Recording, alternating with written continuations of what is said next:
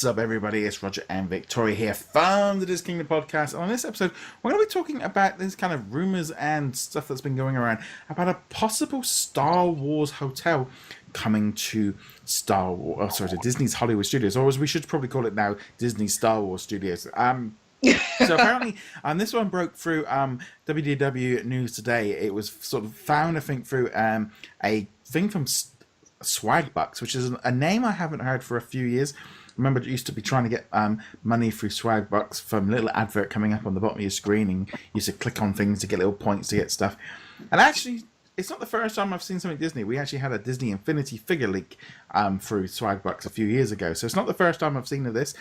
But going into some of the details here, so apparently this is it was more of like a survey with some concept art showing off what it looked like, and we've kind of got this space area which kind of it is Star Wars because we've got like R2-D2. It actually looks to me a bit more Star Trek, actually. That's what I know. I felt more Star Trek to me, to be quite honest. I'm glad I'm not the only one that thought that. No, and there's some other concepts as well, with like a window with like Cloud City in the background. So there's going to be like restaurants there, entertainment done, and shows there'll be exclusive admission to the Star Wars land. There's also going to be Star Wars starship amenities, water area, fitness area, onboard cantina. The experiences would be costing between $900 and $1,000 per guests. Again, this is all very much kind of done through surveys and stuff, but it seems very detailed. And obviously, the fact that we've got this complex, we've got images of lobbies and stuff. Now, as a Star Wars fan, I'm actually really intrigued by this, and I actually think this is a fantastic idea. This would be so unique. Me personally, it reminded me of some research I did a long time ago for a paper regarding Tower of Terror. Originally, they wanted that to be a hotel and a ride. Yeah, I don't know how they were going to make that work, but, yeah, but it reminded me of that. Yeah, I almost feel like that was kind of, I think, like, yeah, we're going to turn it into a hotel. Oh, no, we're actually just going to put Rocket Raccoon in there instead. But I do think with this kind of hotel, I think it's a good idea. I think it's a good way of expanding the franchise. This is very much, Star Wars isn't going anywhere, and it's going to appeal to a different audience to, say, like Art of Animation. You know, the idea of you go to a resort and it's full of sort of Disney characters and stuff. Star Wars characters appeal to a different audience. Recently, we had the season of Force over in Paris, which brought in there was an increase in attendance because of it being pushed to Star Wars. I think this would work. I think this would work as a themed hotel. It would be different. It would be unique. It's something you're only going to see in Disney. And I feel like that was a great way. It's a good idea. The price tag, however, I don't know who would be able to afford that. No, well, I think the trouble is like these prices. Obviously, if you are in the deluxe themed room with all the items, it is going to cost you more, because it depends if this is like a deluxe resort or something like that, or with different variety. You know, that could be the top end rooms. There could be some value ones in there. It's difficult. It's very difficult to know how this could work. I think if we got concept art and we're getting this information. And then we're joined there by Chewbacca's little nephew there, joining in, Bob. But I do think, just in general, having this information coming through, it seems very, very detailed. I feel like that was the whole purpose of the survey, though, to see how much of an interest there would be into it, how many people would go into the price. I feel like once they get the survey, the price will probably go down. It'll probably be like how you said, there'll be high-end rooms, there'll be value rooms. As far as the location, I mean, and they said it would be inside Hollywood Studios or near Hollywood Studios. Near, I think you'd be allowed, if you stayed there, you would gain like early access to Star Wars Land. Oh my gosh, I would be into that. Yeah. I just look at this and I think it's obviously something that they are in very early stages, because I feel like Star Wars Land is going to be like 2, 3, 4 phases. This could be very much at the end of the phase after the movies have, they're probably looking. It's like, well, was Force Awakens? It's like Force Awakens and Rogue One, massive money, the classic. These characters and franchises aren't going anywhere. But if they can make a brand new planet or something, and just go like, oh, you're at a themed hotel that is on on this specific planet, or in, literally you've just arrived on a. I think it could work. It would be so different, and I it's feel like very that's the unique. beauty of it. That's the beauty of it. It's like the universe can continually expand. So they can come up with anything and get so creative with it and just put pieces of it into the park and tell a different story. Mm. I mean, it's definitely going to appeal to a different audience, and I also feel like now, not only have you got like almost, my generation grew up with the original classics, your generation then grew up with the prequels, and then you got a new generation now growing up with the newer movies. There is covering 40, 50 years, so in another 10 years, if this place got built, Star Wars will have been around, to celebrate its 40th anniversary. This isn't slowing down. This has now got to that thing of the vast majority of people in there have got it.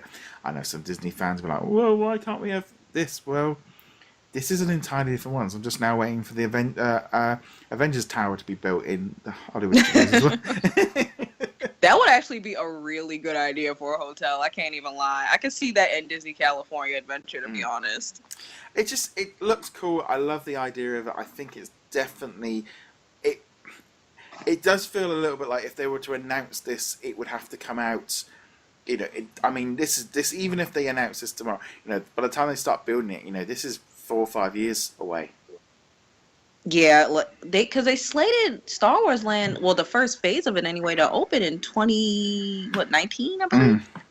So yeah, they still got a long ways to go, even if they did do that. I mean, the thing is, well, I was watching this documentary last night about this hotel in Singapore where they got like these 3 buildings and this great big thing just like over the top with like an infinity pool, and it looks almost like a spaceship has just landed across 3 different skyscrapers.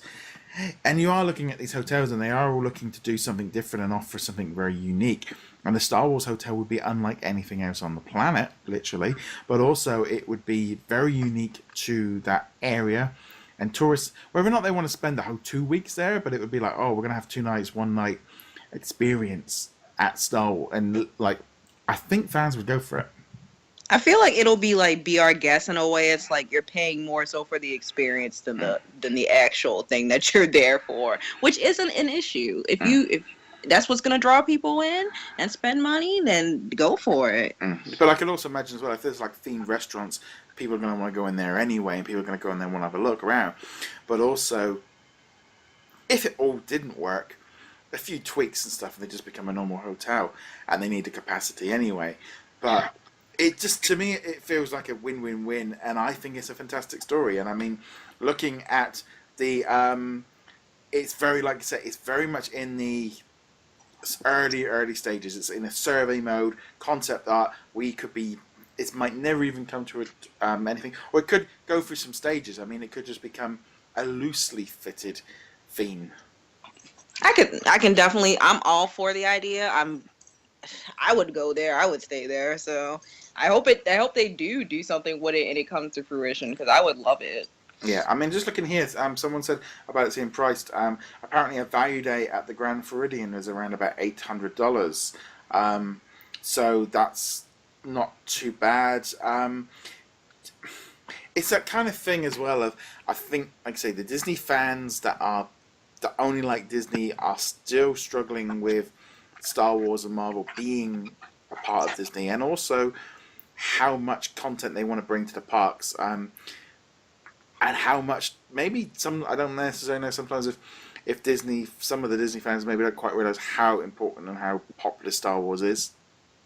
I mean, I feel like I can understand it, because that's how I was when Frozen became a big thing. I was just like, I would go to Hollywood Studios during Frozen Summer Fun, and I'm like, this is ridiculously saturated with Frozen. Like, the only thing I didn't see Frozen on was like maybe any of the Sunset attractions and Great Movie Ride, and that was it. It was very saturated, so I can understand that, but they're just trying to make sure they appeal to that certain audience, and I can understand that. And the thing is, with Disney, they also bring in different outside sources to bring in different audiences, like Aerosmith and Twilight Zone and even Great Movie Ride. Those appeal to certain audiences that they want to bring into the parks. And at the time when they got them, they didn't have as many IPs as they do now. Exactly. So, now if they were building Hollywood Land now, they wouldn't even gone to Aerosmith At all. I mean, I can't quite see them, I can't even think of a band at the minute that would even be remotely like it. They just wouldn't, they wouldn't be looking outside. Everything, and obviously the days of going back to things like the Haunted Mansion of Pirates and coming up with original attractions that are brand new. Slap an IP on it and it sells better. Yeah, that's true. That's the. I mean, it's not a. I don't think it's a bad thing to do that, but at the same time, it kind of takes away from the originality that Disney usually goes for with their stories in a way. Yeah, but I mean, they own it, so. Yes, I love the idea. I think it's fantastic, and I'd love to know what you guys think as well. You can find us on all the different social media platforms. You can also follow and subscribe to the audio or video version of this one, depending on whichever platform you are listening or watching on. Where can they find you, Victoria? They can find me on Twitter at He Calls Me PP and Instagram at He Calls Me Pineapple Princess. Okay, and finally, as I said, great to see you guys over here. Always leave a comment. Always let us know what you guys think, and we shall see you guys soon. Laters. Bye.